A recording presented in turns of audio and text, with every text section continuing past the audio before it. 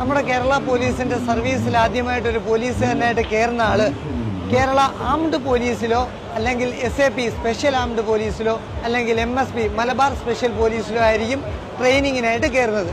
ആ ട്രെയിനിങ്ങിൽ കയറുന്ന കാലയളവിൽ ആ പോലീസുകാരൻ്റെ യൂണിഫോമിൽ KAP എന്നായിരിക്കും ഉണ്ടായിരിക്കുന്നത്.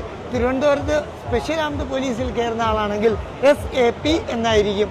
മലബാർ സ്പെഷ്യൽ പോലീസിൽ കയറുന്ന ആളാണെങ്കിൽ MSP എന്നായിരിക്കും. അദ്ദേഹത്തിൻ്റെ തൊപ്പിയാണ് ഈ കാണുന്ന തൊപ്പി. ഈ തൊപ്പിയിൽ KP കേരള പോലീസ് എന്നാണ് എംബ്ലം. അത് കഴിഞ്ഞിട്ട് അദ്ദേഹം ഇടുന്ന യൂണിഫോമിൻ്റെ ബെൽറ്റ് എന്ന് പറയുന്നത് വെള്ള നിറമായിരിക്കും. അത് കഴിഞ്ഞിട്ട് അദ്ദേഹം അവിടുന്ന് അടുത്ത സെക്ഷനിലേക്ക് പോകുമ്പോൾ 8 വർഷം കഴിയുമ്പോൾ അവരുടെ യൂണിഫോമിൽ ഒരു 3 വരയും കൂടെ വയ്ക്കും. അതിനെ ഹവിൽദാർ അല്ലെങ്കിൽ പഴയ ഏട്ട് എന്നറിയപ്പെടും. അതിനെ അറിയപ്പെടുന്ന പേര് സീനിയർ സിവിൽ പോലീസ് ഓഫീസർ എന്നാണ്. അപ്പോൾ ക്യാമ്പിൽ ഉള്ള ഒരു പോലീസുകാരൻ ആ സമയത്തും ബെൽറ്റ് വെള്ള തന്നെയാണ്.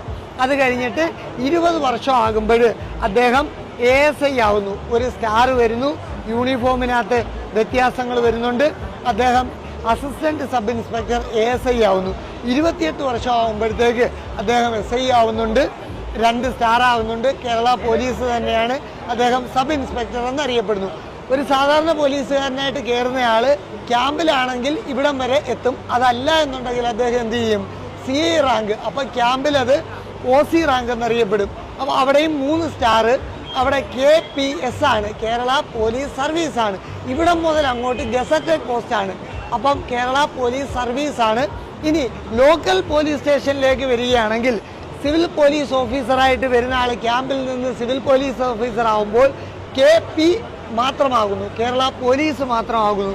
തിരിച്ച് അദ്ദേഹം 12 വർഷം എടുക്കും ഈ ഒരു ഗ്രേഡ് വയ്ക്കാൻ. അദ്ദേഹം സീനിയർ സിവിൽ പോലീസ് ഓഫീസർ ആവുന്നു. അപ്പം നമ്മുടെ AR ക്യാമ്പിൽ നിന്ന് അല്ലെങ്കിൽ നമ്മുടെ ഈ ബറ്റാലിയനുകളിൽ നിന്ന് ക്യാമ്പിലേക്ക് വരുമ്പം നമ്മുടെ തൊപ്പിയിൽ ഈ ഒരു റിബൺ വരുന്നു. അതാണ് പ്രകടമായ ഒരു വ്യത്യാസം.